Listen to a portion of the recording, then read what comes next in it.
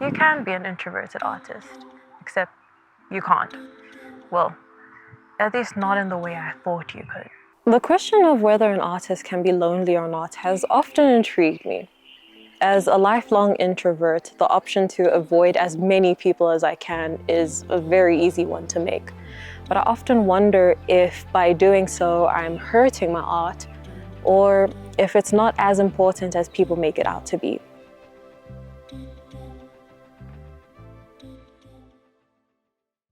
What do you do when you don't know the answer to a question you have?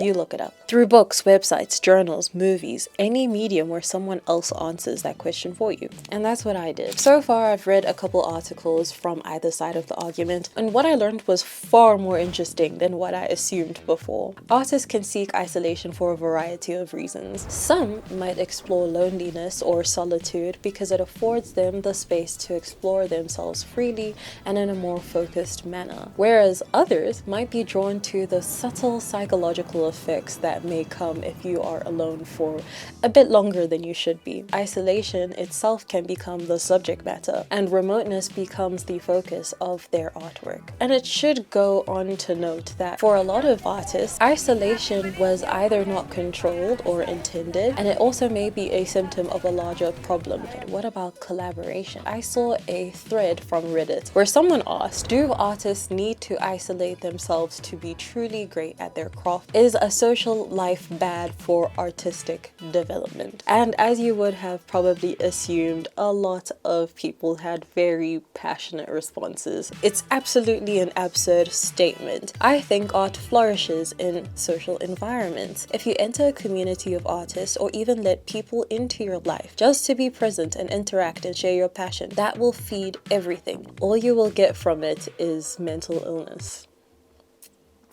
Anyway, adds to the mentally ill but make it artsy vibe from early 2010s Tumblr. If anything, I find that not having a social life or experiences outside from your own bubble will make you a far worse artist. People make art in spite of suffering, not because of it. I find depressed people are far more likely to stop doing art altogether than they are to fit into the dramatized suffering artist trope. Correlation does not equal causation. Lots of truly great artists become isolated, even alienated by focusing on the art, and over time become less relatable / not being able to relate to others. But isolating yourself will not make your art any better. You can absolutely make art if you isolate yourself, but it would be despite it, not thanks to it. There is this idea that even grandmaster chess players need to get physical exercise, not just to take care of their sedentary bodies, but because physical exercise also vastly benefits their minds in a counterintuitive way, as in the simplistic and erroneous line of thought that says spending precious time studying chess will be more beneficial to a grandmaster than diverting those resources to physical exercises, which would distract and detract from time in chess. That analogy is to point out that we are all complex beings with many, many needs. Introverted artists absolutely need a healthy social life, like every other person on the planet. But here's the thing, I still don't know if I actually care.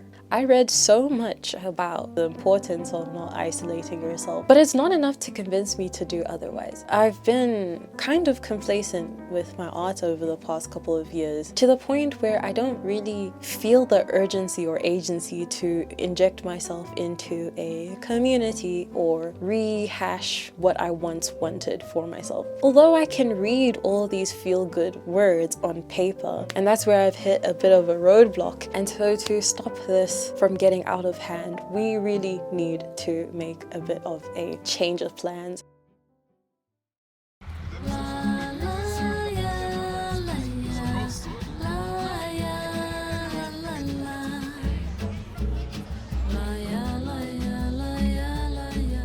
There's a difference between reading something on paper and seeing the words dance off the page and take their marks on the grand stage we call life. That being said, I knew that part of my cynicism towards breaking out of my bubble meant that I had to step outside and see the art world that is right in my backyard.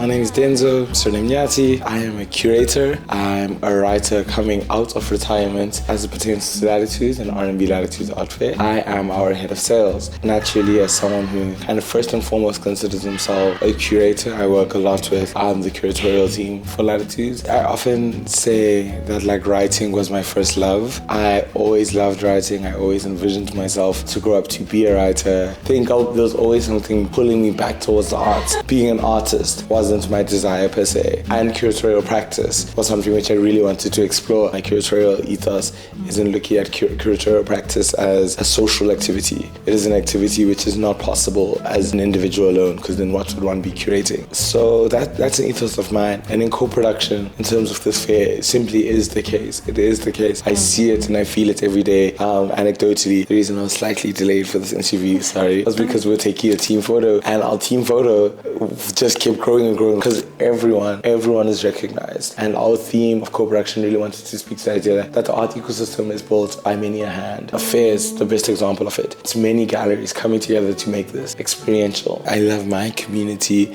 I love the community I'm able to foster, who get me thinking and get me speaking about the right things and looking into the right research and practicing the right practices. It's a community that shapes one another to do better, to think better, and to refine, which I'm super grateful for. The idea of individuality is purported so much, with the other messaging being that we are constantly in competition with those around us, right? And that is an incredibly alienating way to move through what is an already difficult industry. To comply with this idea of extreme individuality, isolationism, is, in my view, completely unsustainable.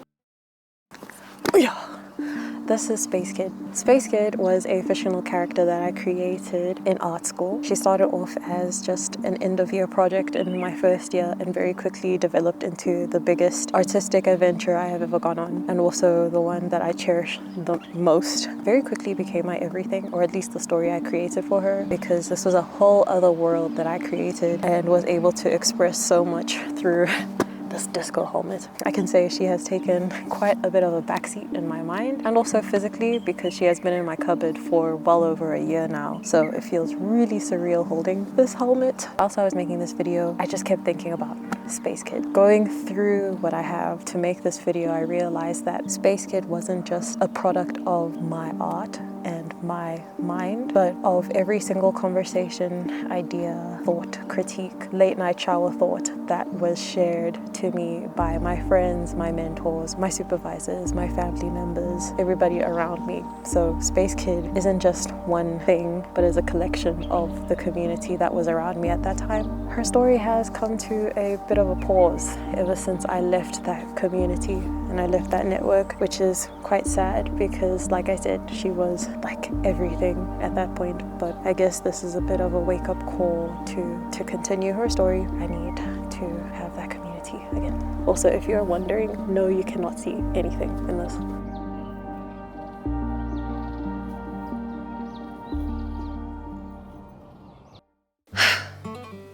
I need to get back in touch with people and socialize.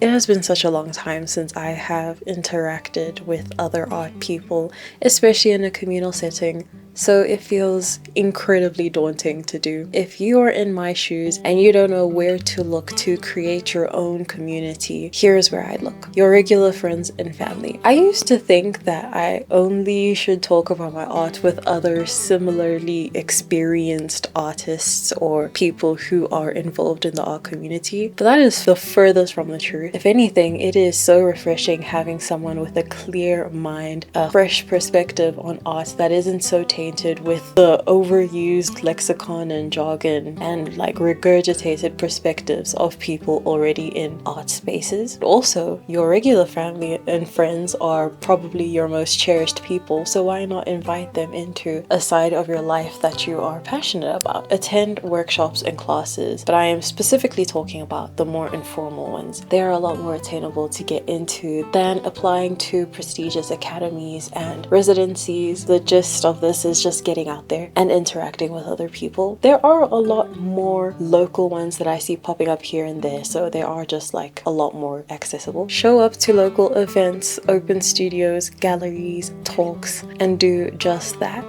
Talk to other people, but not just to see what you can get out of them, but so that you can acknowledge how amazing it is to hear how other people are using their creativity, because that in itself is also a huge privilege. If you haven't noticed, these 3 ideas all take energy and effort, which in direct comparison means it is a lot more harder by default than just staying stationary and staying isolated, which is comfortable. But in turn, the consequence is that you're not getting the worth out of having a community. The answer of this video is yes, you can live in isolation. You can do whatever you want. Does not mean it's beneficial for you. And also the pros of not being isolated, I think, clearly outweighs the cons. It's not the answer I wanted to get, but it is the answer I needed to hear. And that might also apply to you. So I hope this opened your eyes. My eyes are currently closing because it's 11:20. So I'm gonna end this video off here and say thank you so much for watching. If you like the video, if you like me, subscribe, comment down below, all that fun jazz, and until then.